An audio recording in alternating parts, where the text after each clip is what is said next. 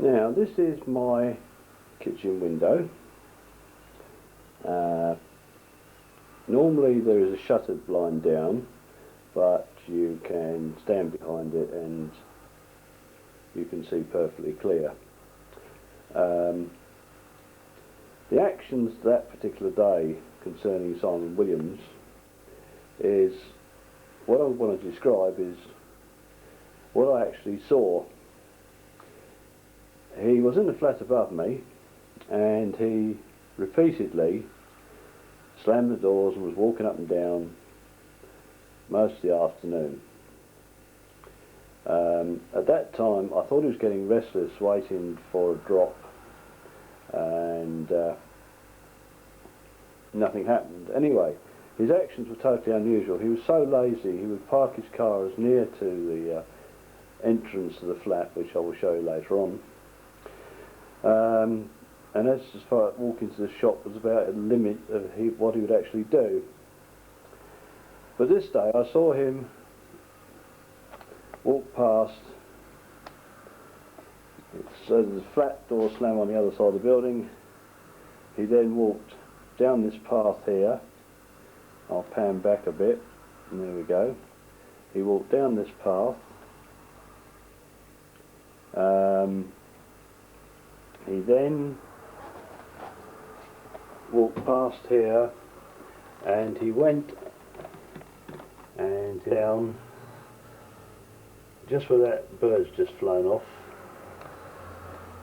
where that bollard. By that bollard is a drain which at the moment is covered over with grass, etc.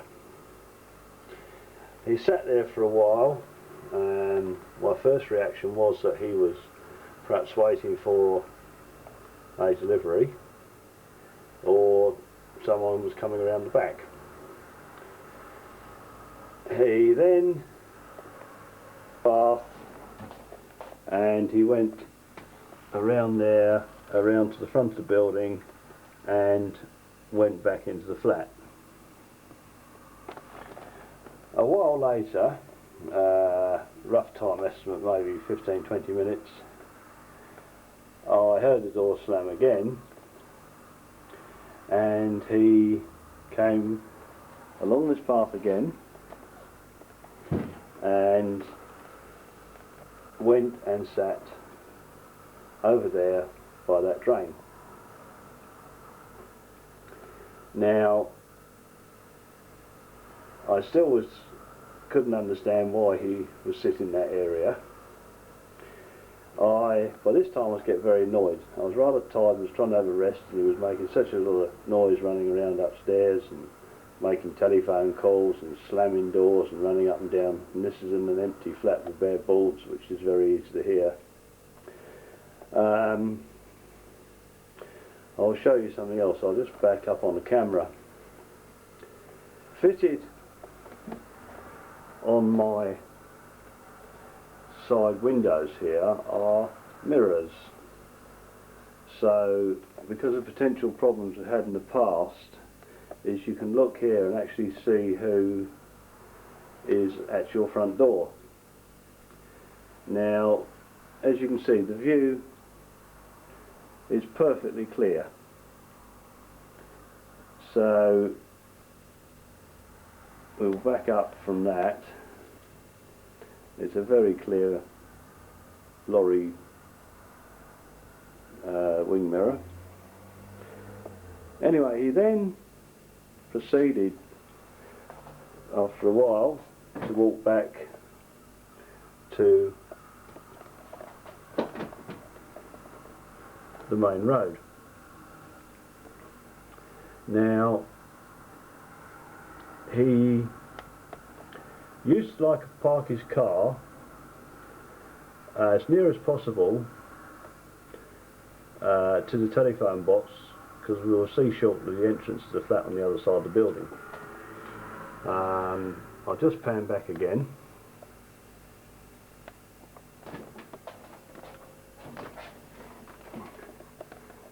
If you note on this mirror here, the view is excellent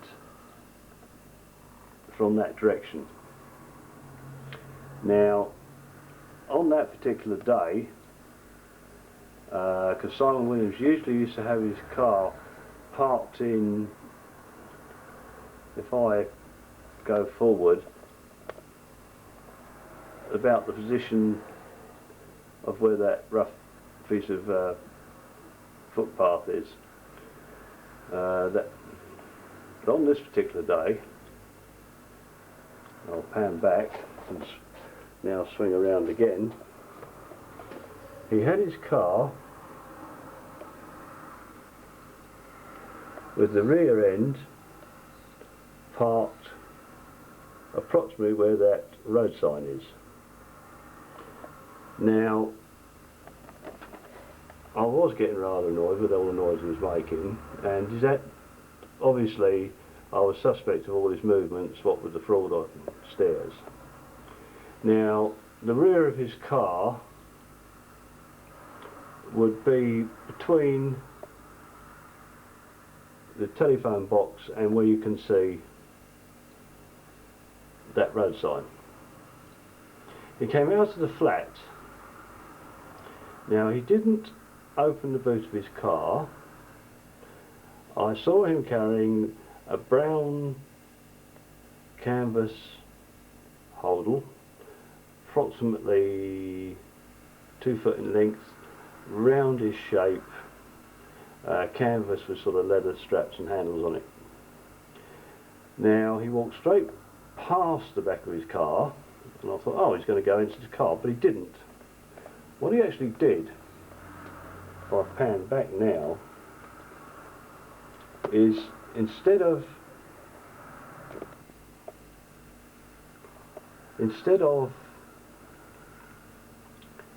going and getting in his car, he actually crossed to the other side of the road onto the pavement, which I thought was curious, and he was carrying the bag. So we pan back a little bit more. He then walked along that pavement there until he was lost from my sight of vision. Now, if I pan back again, you can see the approximate view I had. Now, a short time later, I looked and the car had gone. Now, my own personal belief is he wasn't taking that package to hide it somewhere over in that scrub area, which would make no sense at all because it was quite large. But as you see when I go outside, there is another area where he could have taken it. He did receive repeated telephone calls.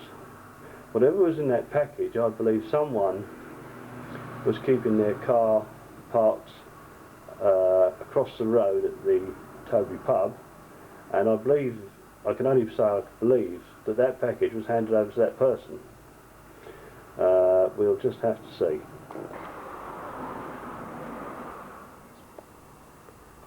Right, what we're looking at now is my kitchen window. And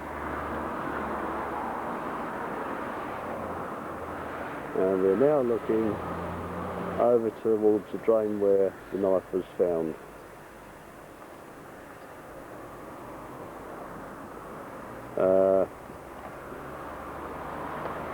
There again you'll see the mirror on my kitchen window.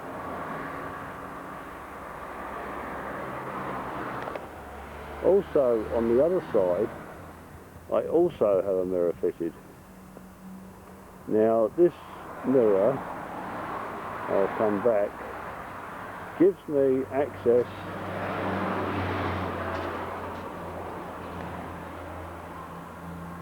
to the side road, and I kept looking to see if there's a delivery vehicle or anything there, but I never saw anything turn up at all.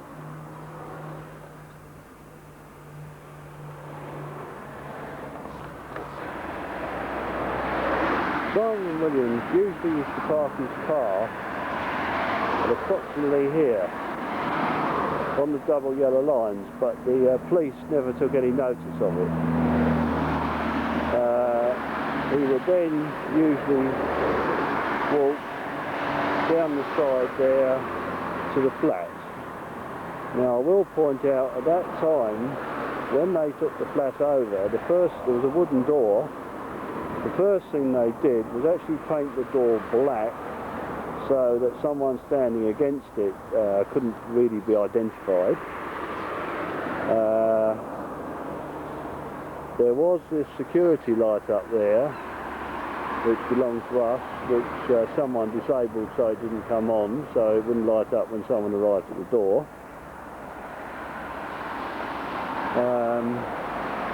You'll also notice a burglar alarm. Now,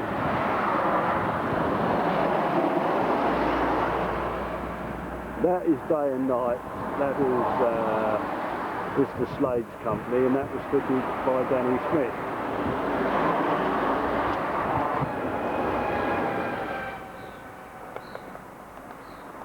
Right, we'll come back here. This is scanning the outside of the flat. It was the upstairs flat that was being used. As you can see, they have another alarm box there. It's rather strange to fit all that for a completely empty flat. Well, full stop. So we'll pan out from that, and we will go back to the main road and explain the only direction Simon Williams could have gone with that parcel. Now, as you can see, there is the entrance door. He came here, his car is parked literally a few feet back from where that van is. He then crossed the road to the other side,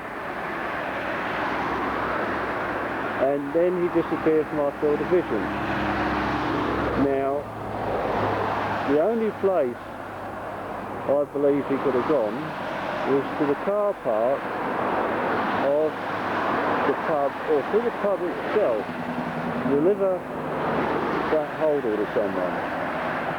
The police never found it, and I've never heard anything mentioned about it since. Also, the police will not give me my statements concerning it. I can't understand, with a load of bushes there, it's not the place you sort of hide a holdall. I must admit that I didn't see him come back and leave, but the thing is that he would appear to have definitely have taken that parcel across the road to someone. A check on the phone calls would show when he phoned out of the property and who to. So that's the sort of outline of Simon Williams' movements on that day. One thing I want to bring him point is this field, which has now been cleared. At the time of the murder and after the murder, this field was absolutely thick with heavy gorse. I actually tried walking down it myself and ended up tearing a pair of jeans, etc. Now I'm going to stop this in a second. I had a couple of stone throwing incidents which don't make sense to anybody. We are now down the bottom of the field. Now this field was rough. No Saturday night yobbo was going to crawl all the way down here. As you can see, there's plenty of places to throw stones at all the way along there. But came down to what I think they mistook as my bedroom window. If we home in there, there's a chip where a brick hit there, just narrowly missing my window. There's also